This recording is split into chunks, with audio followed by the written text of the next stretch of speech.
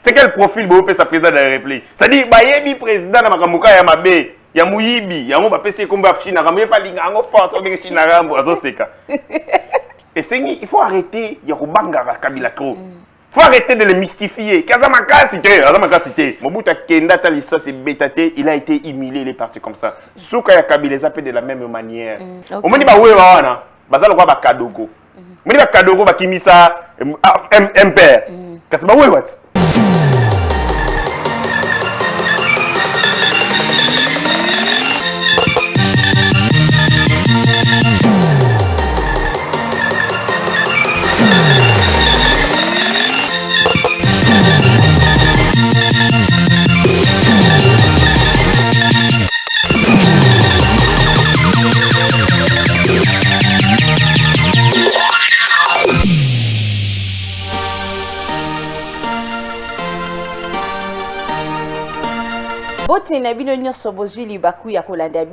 Partout dans le monde entier à travers Elite Télévision, une chaîne pas comme les autres. De côté Kasibo s'abonner massivement sur Elite Télévision, Kolekate Yebisa voisin, Yebisa voisine à s'abonner bongo na Elite Télévision pour la cause de news c'est pas ça na Kinshasa, surtout na Congo Mobimba partout aux alakawana toujours pour la copie Sabino ba news. Lelo na grand lisolo ya mukona lelo nazanga mon côté nazana héritier Ngashi Ozali communicateur du changement que je dis déjà. Bonjour héritier Ngashi. Bonjour madame Vanessa, merci pour l'invitation. Ça a plaisir makasi. Tu échanger bisonayo autour de sujet d'actualité, sujet brûlant et actualité. Tu peux ça et puis tu contribuer à la construction d'édifices sur les Congo. Oui, communicateur du changement, pourquoi? En fait, nous sommes jeunes gens au Bundisi Kabila Makasi, tu dans le contexte de la dictature. Et c'est qui bongo tel la Kabila parce qu'on sentait des velléités dictatoriales. D'abord, la loi électorale il y a 2015, il voulait conditionner les recensements nini élection na résultat à recensement. Tout le monde dit donc le miso a comme makanisi rotika la libela lokwa Mobutu. Ndeto salaka structure na baninga pour que tout bundi ça il y a eu beaucoup de mouvements ngazara mouvement citoyen babinga ECHA engagement citoyen pour le changement. Tant Félix a commis Mokonzi Mboka dans l'élection en 2018, qui était, on avait dit Makambo et Salamaki ba politique, ba bundaraka pour na ba intérêt na bango. On n'avait pas soutenu Félix Tshisekedi. Mais tant qu'il a commis Mokonzi Mboka, possibilité pesa melibiso au travers le président de la République, ou ayebi gaz lacrymogène sur la Xinini, ou ayebi misère du peuple congolais, ou ayebi torture, arrestation, privation. Il y a droit à la liberté fondamentale. Avec lui, on a la possibilité de combattre le régime de Kabila qui est dans le de mouvement citoyen, de rejoindre structure, il y a communication politique, de soutenir il y a malamu pe en pifo, il y a Mokonzi Mboka. Donc proche à parti politique mon côté. Tous allez proche à parti politique mon côté, les gens nous identifient proches de l'IDPS, mais il arrive que parce que le président de la République a une famille politique, il a lingomba na politique, il a IDPS. Il envoie de soi que tant que nous soutenir le président de la République, tous se rencontrer sur le plan idéologique, mais aussi d'action na IDPS. Mais biso tozali na ligne na biso auto salara na ko défendre Mokonzi Mboka. Oui, likanisinayo ezali nini par rapport ya pétition au député déposa qui me créé mbutu mikolonio sotolo 4 jours yango yo 2 ans dans l'Assemblée nationale. Mais franchement, et le réseau ça la passe c'est parce qu'on a eu des gens, qui ont interpellé le peuple congolais. Il faut que voter Batou parce que Bakogi a apporté quelque chose. Le travail d'un parlementaire est essentiellement un travail législatif. Ça veut dire, mais malheureusement, on a eu des gens ici parce que Kabila Mingi, célébrité, du point de vue de la production, il y a Moutou et le côté. Il y a Moutoulou. Mais tout le monde dans le Parlement, les lots, Moussa Bazosala, Oyebiango. Ce qui est total législatif, au Bandi en 2018. Si les lots des ans, ceux qui ont le texte de loi au Parlement est voté à Malamu pour bien-être du peuple congolais et égalité.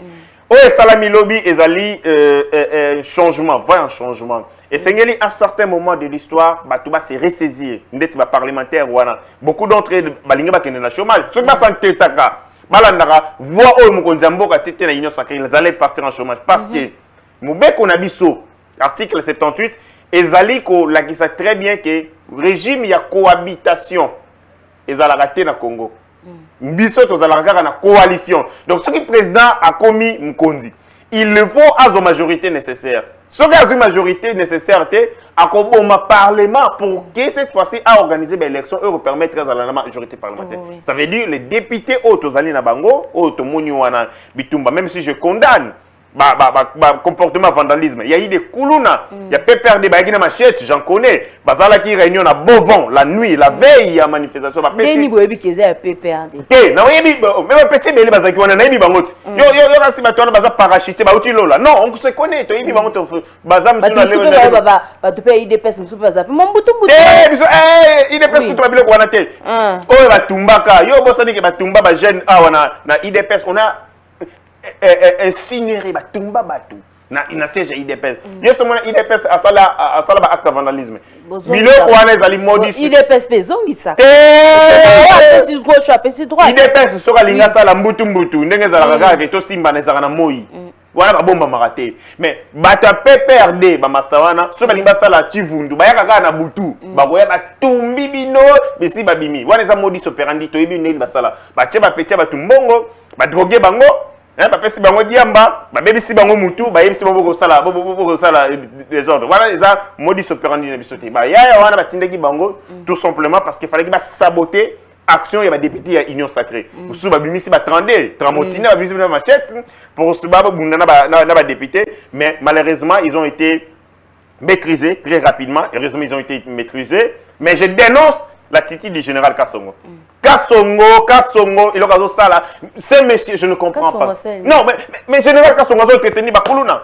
C'est lui qui a entretenu ces petits. Ayena Bango, petit bazo ça la désordre, a encadré Bango. Moi je vous dis, Resti Nangaï Moko. Est-ce que vous savez que la police a toujours été des mèches avec le Kuluna? Il y a une manifestation na cour constitutionnelle, alors que caméra Zalra na dossier na Wivin Moleka.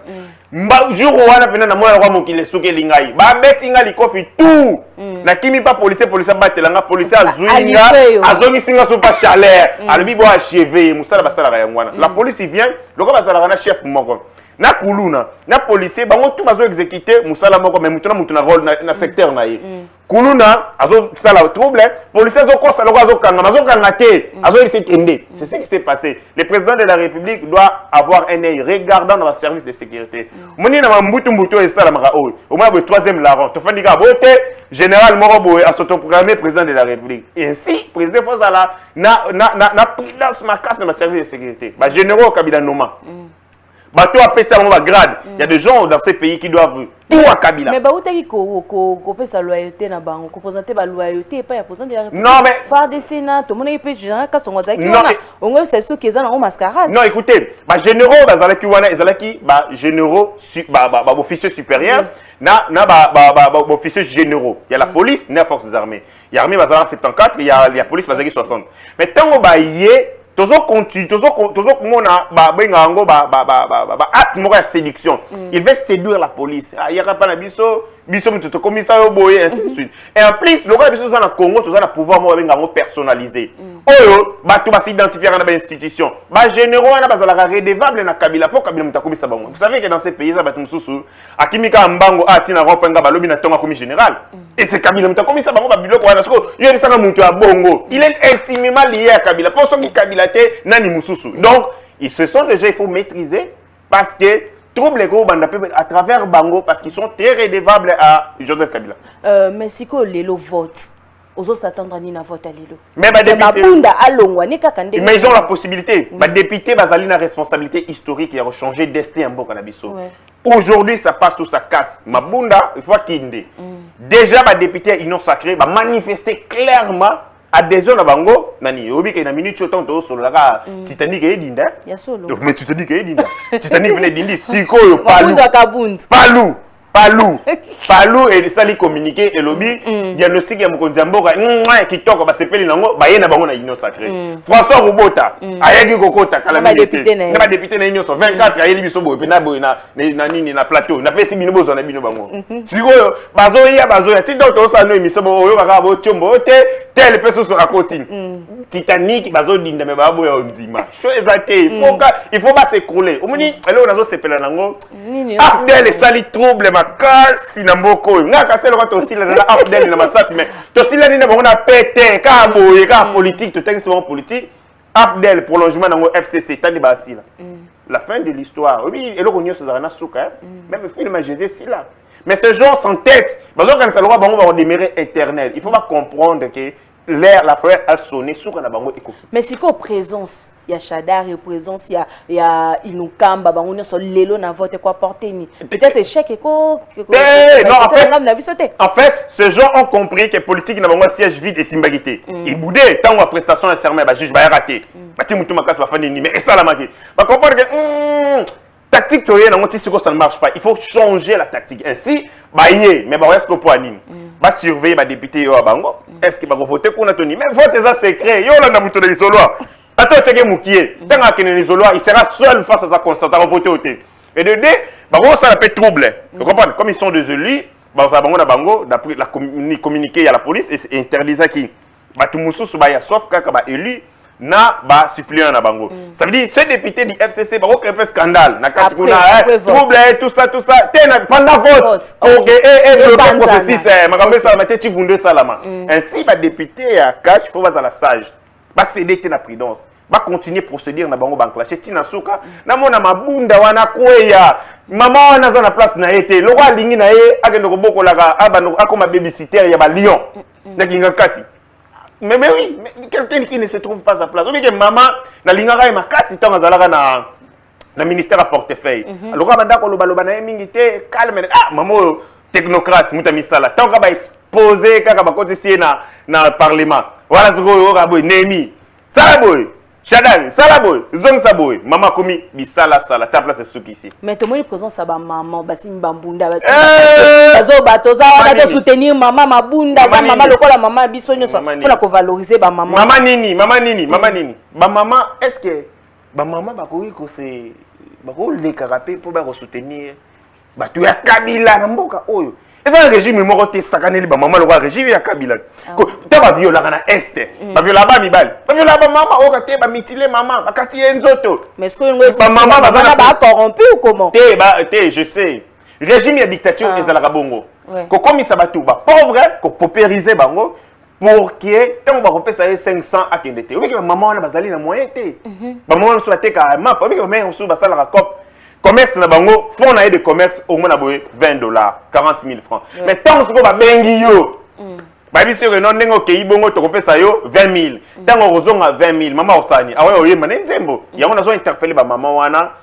Votre avenir est mis à mal. Baby si bon inabino, baby si avenir nabino na yabana nabino, mais vous continuez à soutenir des gens comme ça parce que bazo pesa bino ba miette. Na kati ya ba maman na nyonso, mutu moko ayi na conscience azate. Mi susuku to ba éviter miloro ni ba yeko sala wana. Mais loko moké bimi, moi 2000, moi 20 000 ne ba mesana ko pesa, ba mère baza obligé ba ko sala ba musala na pona ba justifier mbongo bazui. Oui, Popol Badjeka te aux arrêts. Okol bani par rapport na ngo. Papa lo ya PPRD. Ya PPRD. Oye bambala boni bakobenga yo semeki. Ah, boni sko. Tala. J'enlève le moment.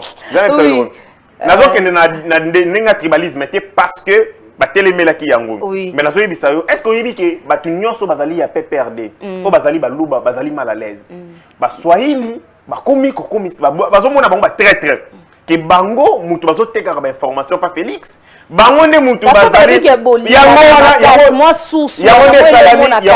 yango monike mutu ga boshab abande ko lobane souté banda Félix akoma président de la République mais pas so ali ba yebisi yo lobate o côté la ndeko na bango pas régime primo ministériel natali mais fio na yo bimisaka ba bombe ayaka liboso ina nation na théorie na yo na buzoba ayezo théorie mi balé régime primo ministériel ali malama ko tchala mwana yemba nzembo ingratitude Shadari yemoko producteur mobali na yo nani yo machala arrangeur de son pas babimisi nzembo ya nini parce que ces gens se sentent menacés à cause de l'appartenance na bango et notre tribal bazolo baké bino bozaba très bino tozo pesa ba information na régime ni yango bazo sala tout ba se distinguer pour que Kabila linga bango mais waya Titanic ekoyi merci koyo ndembo kezo keneto obike bat bazo banga est-ce que après bureau ya mabunda ko kuya mbutu ezana mboka te mbutu ni na to fête tika fête ya fête obike ton président lo bagi kaka dimanche wana les 6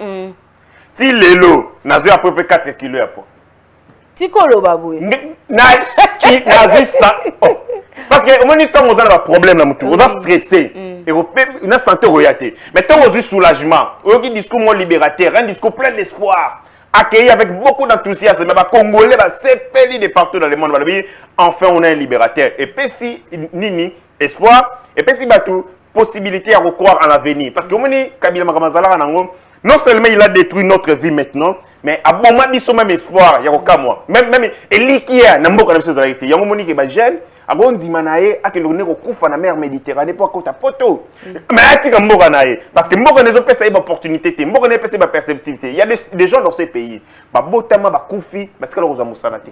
Et ce qui Kabila continue à kaka ndenge balinga ka banganza mabango na bango na ba Jeannette ba kuma ba milliardaire ba biso yo to linga ba dozara ba chômeur to senga ka ba to bon. Ilunga Ilunkamba, bassin démission, pas chef de l'État. Est-ce que Némi Pena par Naya lui bazo soutenir, bazo ensemble, pas soutenir. Ati kateto asalandege. Dans que la papa Ilukamba mawa. Est-ce que Yebi que Kester adjoint ça c'est une information. Kester adjoint à l'Assemblée nationale a piqué crise. Ça c'est AVC de minute penage. Ah bon? Oui, entre la vie et la mort. Ba ya wana ba ko pression té. Ba yebi corps à corps té parce que ton Kabila komi mokonzi mboka na ba condition to yebi soki ndenge ni na koma mokonzi mboka bango ba hier pour ko soutenir un régime déjà établi ce que ba tona ba bundité ba yebi combattre ba yebi résistance té ce que j'imagine Kabila ndenge ba lo a ça l'opposition Kabila ce que l'opposition be pouf on met l'enseignement allez gaz et tout je m'imagine comment ça va se passer ça mandeni Chada on appelle gaz au gazé nemi gaz surtout Jeannette, il y a gaz. Bon, c'est l'opposition la plus ridicule de ces pays parce que maintenant, ça va marcher devant nous. Il y a té pour balinga à monter. Makambo au lobby, il y a Ilukamba. Ilukamba ça a âge. À combien d'âge à ménopause? C'est un pays exceptionnel où les gens qui ont l'âge de travailler, ils ont le chômage. Ba ménopausé mu va ça la vie ça na ba 70 ba âge na yaza mu tfaza na homme de vieillard mais ndenge ni ba commissaire ministre Félix Abengi abeti bali ya Benoît Lamba mais Benoît Lamba ça la ba bengi Benoît Lamba ba ici Benoît Lamba ke oza ba crime belo sali on a possibilité de se sauver nous a nini kende poto na protéger démissionner a démissionner on moni FCC ba simba mutu comment il a démissionné comment il a payé Félix Abengi borwana a accédé dossier à l'accès de seul bosso détournement na NCC Société nationale des chemins de fer albo ton ozala kono iba mbongo IGF ya mota dossier deuxième bord na copyright héritier na comité de pilotage des entreprises publiques albi ton ozala na comité nini o iba mbongo so tie mutu makasi prison OK makala na âge no ko kufa kuna démissionner a démissionner ba moko ce que ba FCC ba éviter ba éviter ba tchele sur ba renforcer sécurité na yeba o batela on met pas basali ba retirer ya mabunda akolela pa leya zegori ba renforcer ya Ilukamba donc ba renforcer Ilukamba ba Félix Ayebisier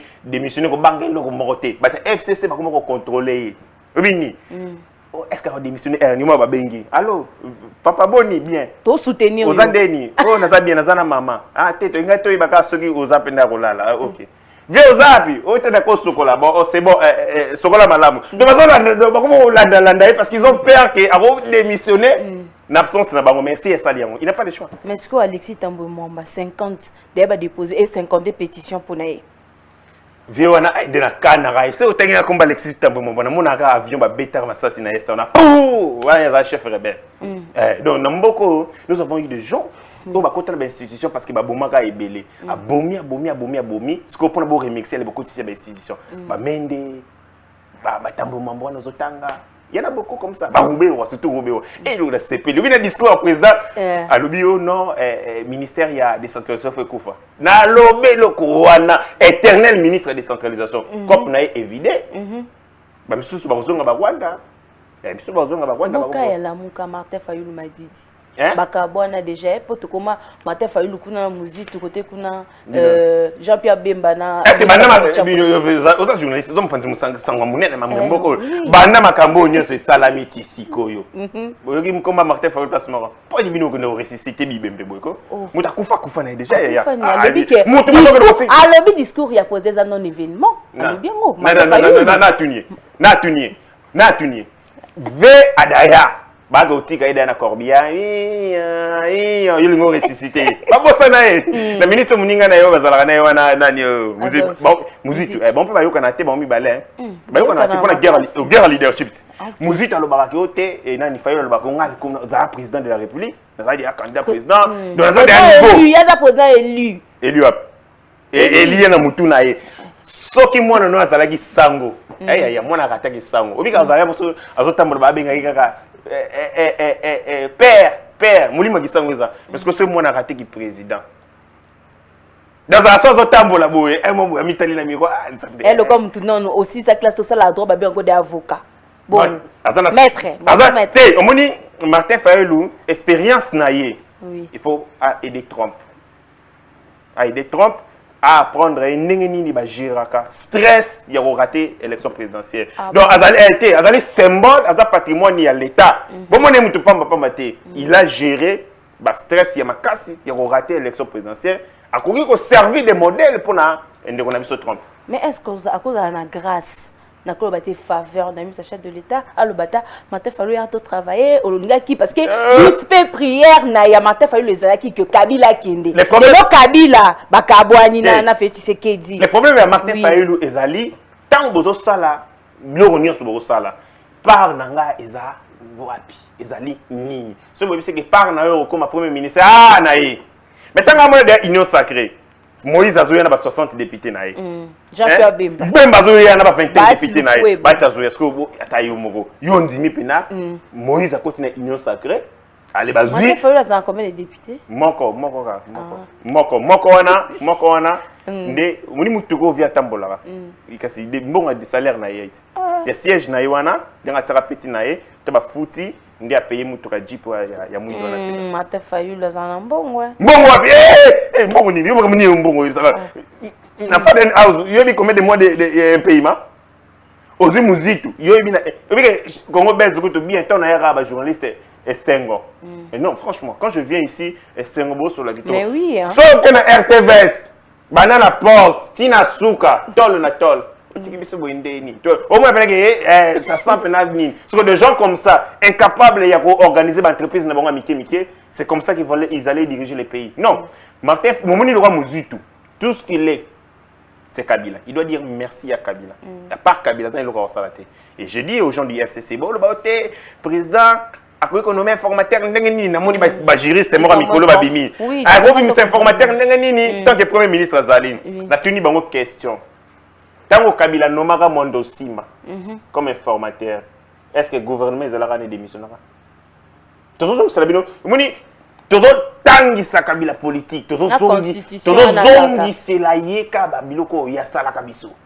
Et ya monde me salé qui sont troublé. La minute yo Lyon, ya maman Olive. C'est choc choc Lyon maman Olive. Te choc makasi. Taka mutalinga voyager. Allez maman parle, tu bimi c'est le film ya Kevin. Film maman j'ai encore raté l'avion. Oui, film à Kevin. Moi j'ai raté l'avion 3 fois. À Média Liboso raté. Mais on se rend compte que moi la mouké c'est beau pinir à comment on a tendance à vous senga oh maman je vais aller. Non, tu n'iras pas. Zala parce que Kabila kotambola na ye.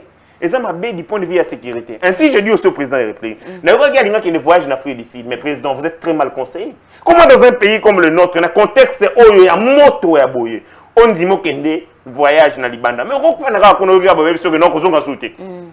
Zalawa, Tossi, on a tina souka, tout le monde a pensé que l'union sacrée gouvernement. Et c'est mettre en place. Après, ça, oui, les gars, moi, informateur. Pour ne pas nominer comme informateur. Bon, informateur, pour il faut que ce soit quelqu'un qui a un profil, il y a Makasi. Profil d'abord, il faut que ce soit quelqu'un qui sait rassembler les gens. Parce que Moussala, il y a l'informateur, et ça, Moussala, séduction politique. Pour que nous soyons là, papa kota na programme na biso tala makambo tozana ngo tel mais sikoyo pour que muta kota le kamunao il faut avoir capacité à persuasion il faut avoir muta solo la bien muta lo ba bien muta na notoriété oyo qui peut passer partout parce que ba on nomé ndeti mutu moko boy ayibanité tanga ke boy yo nani non, ça ne même pas du kilo et du crédit, mais il faut que ce soit quelqu'un de renom. Moi, je proposerais Moïse Katumbi. Moïse Katumbi, Banata Ngazala gouverneur. Na série, il y a Pépère de Wana. Oui, Ngazala président. Batozo Longakin, Bazo Gosenga Gembongo, Nimbani. Non, on zoom ma famille. Oh, yem tasunga mate fa luté aloba muzito aloba ngwa kabila bangunde. Les sols avion betata. Babeta les sols avion. Comment avion utara Afrique d'ici et na Zambie et longue na Zambie et awa. Aibité. Muzito yokota na lamuga na suka. Aibi makambe bande bandelité. Aibi bakope salamate. Vous savez que Moïse Katumbi avait engagé même des lobbying du point de vue international pour ça la collecte il y a un fonds pour la candidature à Mouzitou il y a Martin Fayoul mais aussi pour créer une assise sur le plan international c'est-à-dire quelqu'un qui est passé député provincial candidat président de la République mais c'est qui comme ça il sort d'où il n'a pas d'histoire. Du coup, il fallait engager des gens, lobbying pour nous convaincre. Pendant ce temps, il était soit à Gungu, soit à je ne sais pas s'il était où. Oui, il y a eu tout. Donc, les Congolais, tout, je dirais comme ça, les Congolais, tout, ils agité, ils ont l'Assemblée nationale. Et là, on est collé. Parce que, et d'après, on a nivi, on a besoin d'entendre.